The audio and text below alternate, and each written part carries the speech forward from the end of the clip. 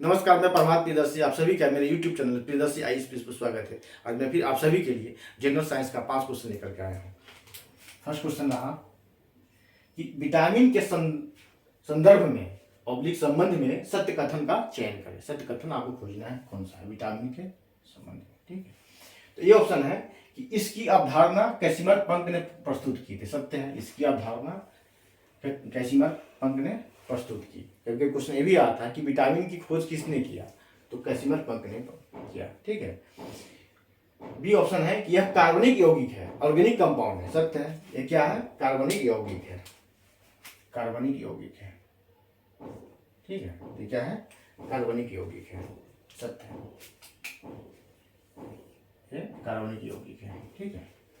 C option है इसे सहायक आहार कारक कहा जाता है। ये भी सत्य है, इसे सहायक आहार कारक कहा जाता है। इसकी दो प्रमुख श्रेणियां हैं। ये भी सत्य है, इसकी दो प्रमुख श्रेणियां होती है, ठीक है। ये क्या है, देखिए इसका भी सत्य है, ये भी सत्य है, ये भी सत्य है। आंसर होगा ई, आंसर होगा उपरोक्त में से एक से अधिक।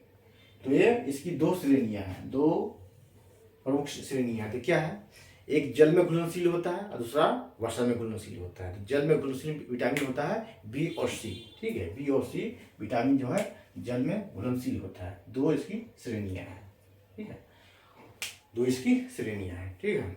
अब दूसरा क्वेश्चन देखिए, तो इसका आंसर हो जाएगा ई होगा, इसका आंसर ई सब सही है इसमें। दूसरा क्वेश्चन देखिए कि निम्नलिखित में से कौन से तत्व प्रोटीन के संयोजन में पाए जाते हैं। कौन से तत्व प्रोटीन के संयोजन में पाए जाते हैं, प्रोटीन के बनने में कौन कौन से तत्व शामिल होते हैं। तो देखिए कार्बन, ए कार्बन है, बी हाइड्रोजन है, सी ऑक्सीजन है, डी नाइट्रोजन है, पांचवा ऑप्शन ई ऑप्शन है। पांचवा ऑप्शन ई ऑप्शन है। तो इसका आंसर होगा ई। क्या आंसर होगा, ई। उपरोक्त में से एक से अधिक कौन कौन आंसर होगा इसका, कार्बन भी होगा, हाइड्रोजन भी होगा, ऑक्सीजन और नाइट्रोजन सभी प्रोटीन के बनने में सहायक होते हैं, सभी प्रोटीन के बनने में सहायक होते हैं। इसके अलावा भी कई तत्व हैं, ठीक है, जैसे सल्फर, ये लिख लीजिए, sulphur, sulphur, sulphur, phosphorus, phosphorus, iodine, iodine और आयरन, ये सभी जो है। इसके अलावा कार्बन, हाइड्रोजन, ऑक्सीजन, नाइट्रोजन के अलावा ये तत्व भी पाए जाते हैं, सल्फर, फास्फोरस, आयोडीन और आयरन, ठीक है। प्रोटीन के बनने में ये सभी सहायक है, ठीक। सल्फर, फास्फोरस, आयोडीन और आयरन जो है अल्प मात्रा में पाया जाता है। किसमें, अल्प मात्रा में। और अधिक मात्रा में पाया जाता है कार्बन, हाइड्रोजन, ऑक्सीजन और नाइट्रोजन, ठीक है। और मेन इसका है नाइट्रोजन है, प्रोटीन के लिए मेन तत्व है नाइट्रोजन होता है इसका, ठीक है। तो आंसर हो जाएगा, इसका भी आंसर होगा ए, ठीक है। इसके अलावा भी चार ऑप्शन है, कार्बन, हाइड्रोजन, ऑक्सीजन, नाइट्रोजन के अलावा भी तत्व है सल्फर, फास्फोरस, आयोडीन और आयरन, तो अल्प मात्रा में पाया जाता है, ठीक। प्रोटीन, अब क्वेश्चन ये भी आता है कि प्रोटीन का पाचन कौन करता है। तो प्रोटीन का पाचन पेप्सिन, ट्रिप्सिन और काइमोट्रिप्सिन के द्वारा होता है। इसे दो भागों में तोड़ता है, पेप्टाइड्स और इम्यूनो एसिड में तोड़ता है, ठीक है। और क्लोरो इम्यूनो एसिड मिल करके हजारों प्रोटीन बनता है, ठीक है। और शरीर के विकास के लिए बहुत ही आवश्यक होता है, टूट फूट शरीर के विकास के लिए बहुत ही आवश्यक होता है, शरीर के विकास के लिए, मांसपेशी के बनने के लिए, मसल्स के बनने के लिए बहुत ही आवश्यक होता है प्रोटीन, ठीक। और देखिए तीसरा क्वेश्चन, देखिए तीसरा क्वेश्चन है रक्त का पीएच मान कितना होता है। रक्त का पीएच वैल्यू कितना होता है, ब्लड का पीएच वैल्यू कितना होता है। ये कई पीसीएस में क्वेश्चन आ चुका है, ठीक है। तो ए है 7.4, बी है 6.4, सी है 6, डी है 7 और पांचवा ऑप्शन ई है। तो रक्त का पीएच वैल्यू होता है 7.4। तो आंसर होगा इसका ई, आंसर होगा। रक्त का पीएच वैल्यू 7.4 होती है। क्या होता है इसका एग्जैक्ट वैल्यू 7.35 से टू 7.45 होता है। इसका एवरेज वैल्यू लिया जाता है, एवरेज वैल्यू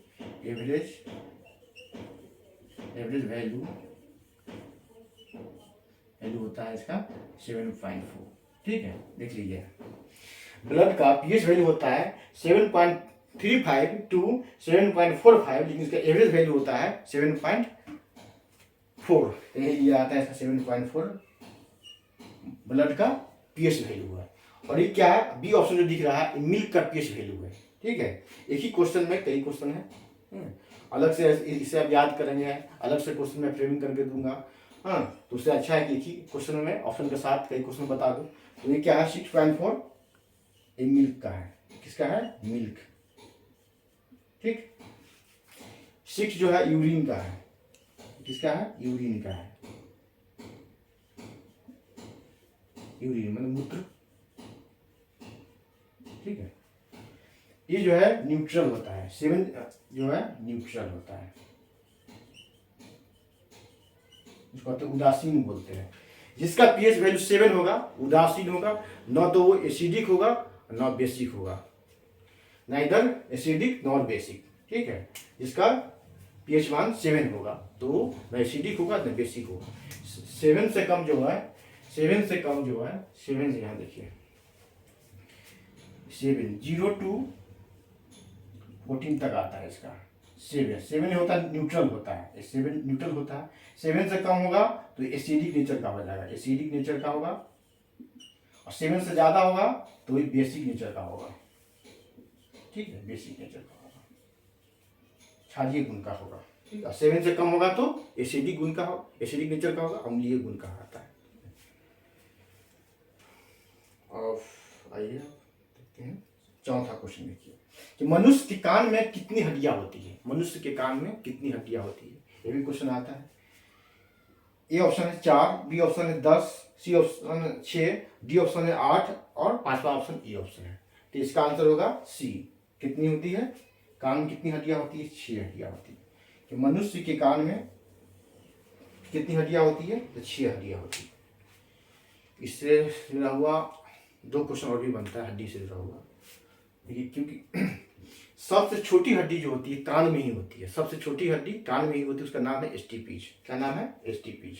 सबसे छोटी हड्डी, कान लिखो, क्या दिख रहा है, सबसे छोटी हड्डी, सबसे छोटी हड्डी क्या नाम होता है, इसका नाम है एस्टिपीज। क्या है, एस्टिपीज, एस्टिपीज।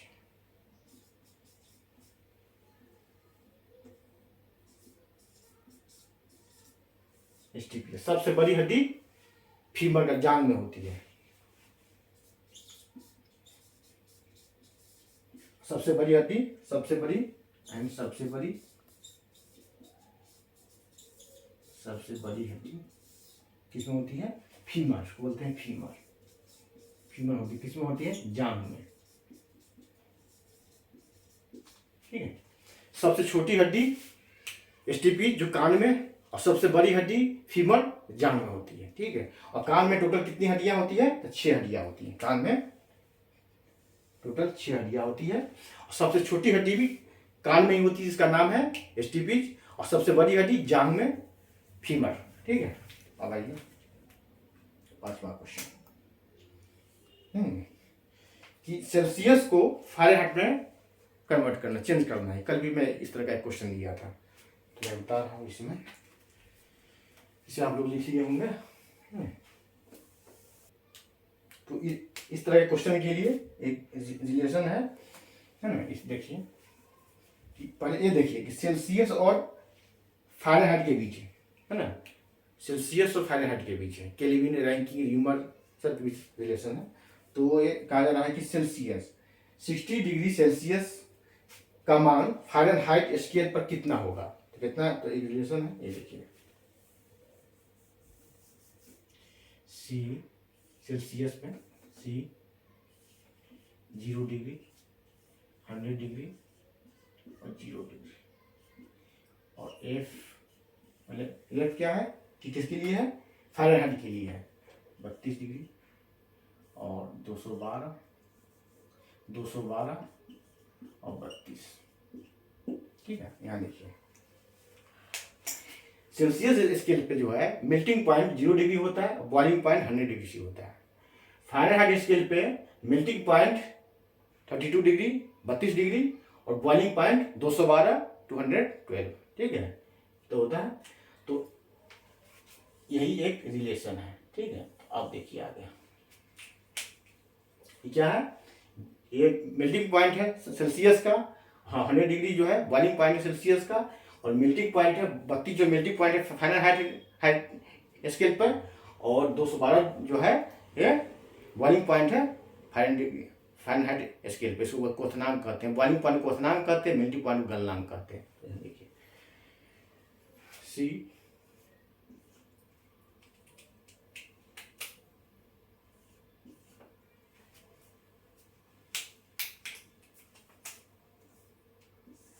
सी 0, हटाइए इसको, 100, ये आएगा F माइनस 32, तो 212 में से 32 जाएगा तो कितना हो जाएगा 180 डिग्री, ठीक है। यहाँ देखिए C है, फिर कितना हो जाएगा, ये 5 हो जाएगा, ये हो जाएगा 32 हो जाएगा 9, 20 कॉमन दिया गया है, 20 पंचे से 20 9 180, ठीक है। और C का वैल्यू यहाँ पुट कीजिए, C का वैल्यू कितना है 60 डिग्री, C का वैल्यू कितना है 60 डिग्री है ना, तो C का वैल्यू यहाँ पुट कीजिए 60 बाई F माइनस 32 9, तो 12 से कट जाएगा, ये 12 12 108 F minus 32, F equal to कितना हो जाएगा, F इक्वल टू हो जाएगा 140 डिग्री, ठीक है। क्यों, क्योंकि 108 प्लस 32 कितना हो जाएगा 140 होगा, तो आंसर हो जाएगा, इसका आंसर होगा ए, इसका आंसर होगा ए, ठीक है। 140 डिग्री एफ हो जाएगा। केल्विन पे निकालना होता है रिंग 1 पर रैंकिंग पर, तो ज़्यादा क्वेश्चन आता है फारेनहाइट और सेल्सियस पे केल्विन को निकालना होता है। कल भी इस तरह का क्वेश्चन दिया था, यही है, ठीक है। सी ए तो 0 है, तो सी आ गया 100 आ गया, F माइनस 32 बाई 180, और यहाँ पे क्या किया, सी का वैल्यू पुट किया, सी का वैल्यू कितना है 60 डिग्री 60 डिग्री रखा, 12 से कट गया 60, 12 108 हुआ, ए और 22 F माइनस 32, इसको इधर से उधर कीजिएगा, दाएं बाएं कीजिएगा तो कितना आ जाएगा, इसका साइन चेंज हो जाएगा, तो साइन माइनस साइन मतलब प्लस हो जाएगा, तो प्लस होगा तो 108 प्लस 32 140 डिग्री, यही आंसर है। अब इसे लाइक करें, सब्सक्राइब करें, शेयर करें, धन्यवाद। फिर अगले वीडियो में आप लोगों के साथ समक्ष उपस्थित होता हूँ।